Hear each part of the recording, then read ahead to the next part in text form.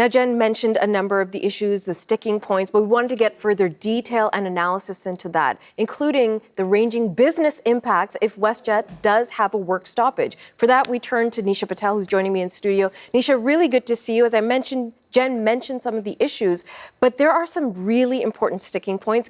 Dig deeper into those for us. Yeah, the key issues are really hourly wages and ground pay, Natasha. Across the industry, most flight attendants are not paid for the hours they work before a flight takes off, and so they're looking for compensation there.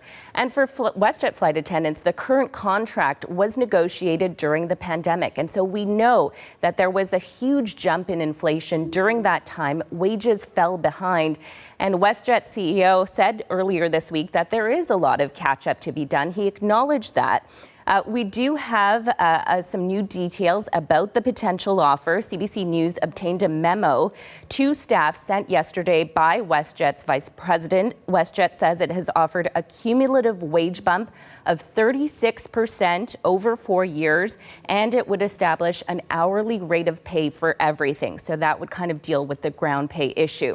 It calls it the strongest offer it could make, and it would set a new benchmark for the Canadian airline industry. Now, the union wouldn't comment on those numbers, but it says in a note to employees that the two sides still remain far apart on the issues that matter most to cabin personnel.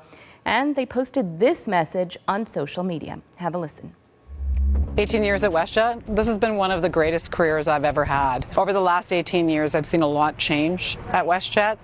It's gone from being very people first, very people focused, to an organization that feels very corporate, and where I would suggest to you in the last few years was the first time I felt like a number.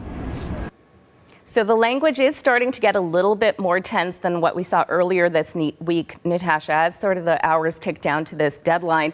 Bargaining still ongoing at a hotel in Calgary, but they say they're hopeful that they can avoid a strike or a lockout. You know, Nisha, this really feels like deja vu. We've been here before, a number of airlines, possibility of a strike, same work-related issues. How did some of those other examples play out? I think the one Canadians will remember most is last summer during the Air Canada strike.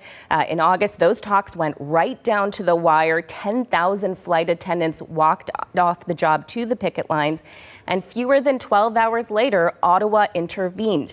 But the union at that point ignored that back to work order. They kept picketing, and they stayed off the job for 3 days. And so there really is anything that could happen in this situation. For now, for this potential labor dispute, Ottawa has said it has not made any comment about whether it would intervene in a strike or not. It says that the best deals are happening at the bargaining table and would not comment on whether they would step in.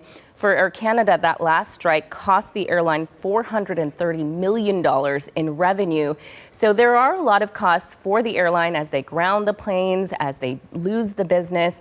At the same time, they have to negotiate this contract with workers that will last for several years. Okay, we'll be watching. Nisha Patel, thank you so much.